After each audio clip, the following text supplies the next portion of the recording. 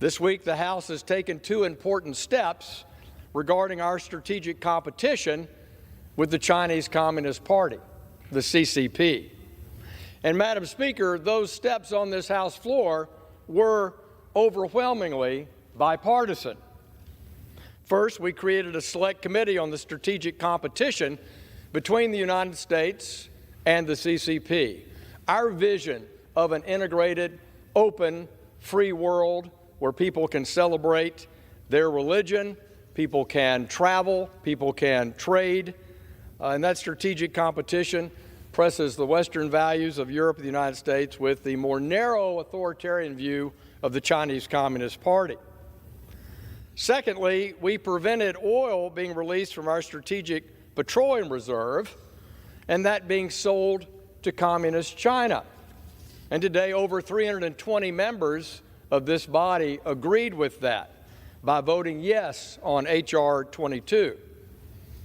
Now, the Strategic Petroleum Reserve has played an important role in U.S. energy and national security policy for 4 decades. It was created in response to the Arab oil embargo in the early 1970s, which resulted in the tripling of oil prices at the time. Since that time, the SPR has remained a backstop for the United States in case of oil supply disruption. And, Madam Speaker, those on the other side of the aisle talked about America becoming the largest exporting nation in the world, and somehow that's a bad thing, and that we freed our ability to export oil and gas outside the U.S. as if that were a bad thing. It's not. But they're two completely different issues. The Strategic Petroleum Reserve is there for an emergency affecting the United States, our citizens, our households, our industry, principally in case of a Gulf hurricane or a disruption in a pipeline or in some other aspect of oil and gas disruption from war or an accident somewhere in the world. It's not meant to be supplying oil per se to everybody besides the United States. And just over the last year, President Biden has released 180 million barrels of our strategic petroleum reserve, bringing it down to a 1985 level, a 4-decade low. This is not smart economic policy or energy policy in this country. And in fact, Madam Speaker, over 1 million barrels went to a Chinese-affiliated company. At the same time, China is reportedly holding its own crude oil reserves of 900 million barrels. So look, anyone with realistic knowledge and expectations in and around the debate about climate change or energy policy knows that this administration's energy policies have hurt American families, put our economy at risk, while at the same time weakening the globe's interest in fighting climate change.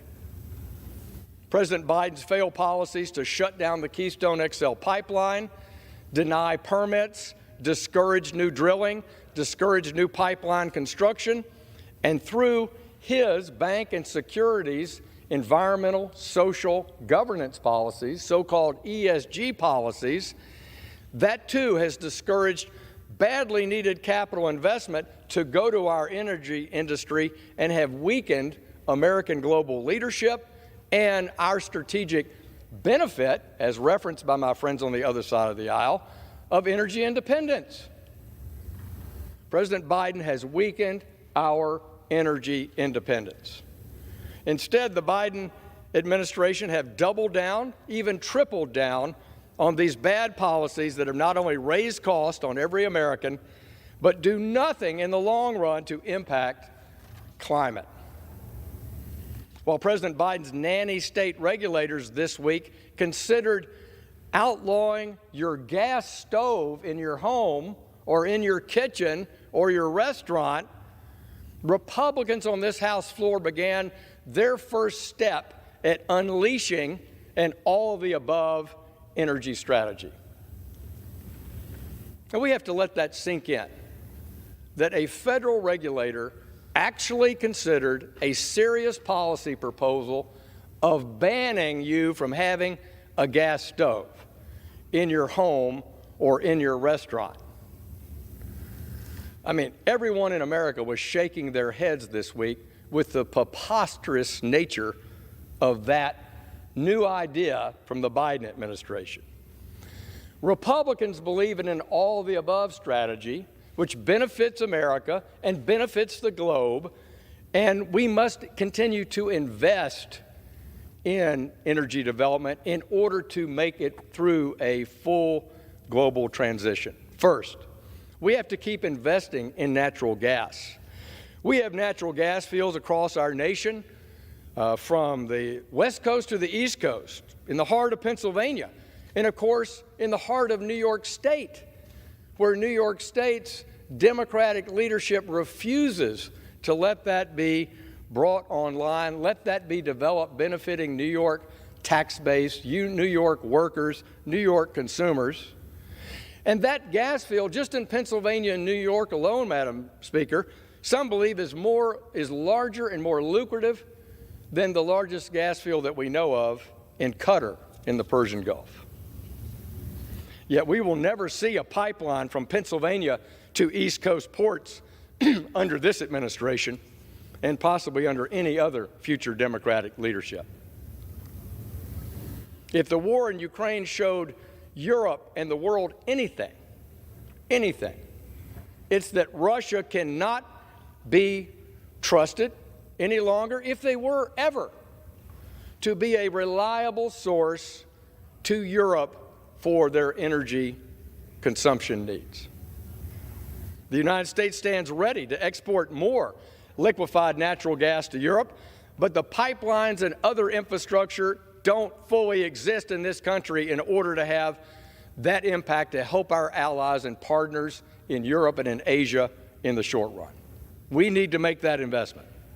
Second, I have a solution that Democrats should meet all of their objectives for world energy reliance and consistent with their climate objectives. It's clean, it's renewable, and we can export it to developing nations. Nuclear energy. Yet international financial institutions like the European Bank for Reconstruction and Development will not, or are very, very reluctant to finance any nuclear power expansion in Europe. And yet the countries of Central Europe are demanding it. They want that energy diversity. They want an all-of-the-above energy strategy. And yet the European Bank for Reconstruction and Development, which the United States is a shareholder, turns a blind eye to clean, renewable, dependable nuclear energy. The EBRD insists on financing green energy projects to the tune of hundreds of millions of dollars, and yet ignores this common sense, all-of-the-above strategy. Today's reactor designs are not the plants of yesteryear. They're not the plants of Lohr at 3 Mile Island, Pennsylvania, or Chernobyl.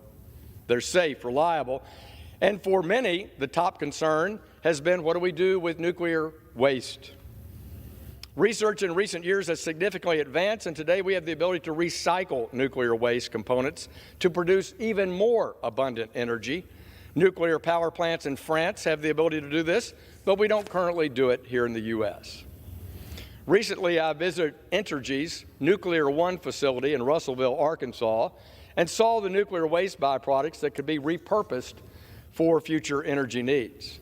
Further, I learned that the process to lengthen the life of an existing nuclear plant here in the United States, or much less build a new one, is an immense tangle of regulatory red tape that takes years to navigate and millions of dollars of out-of-pocket fees.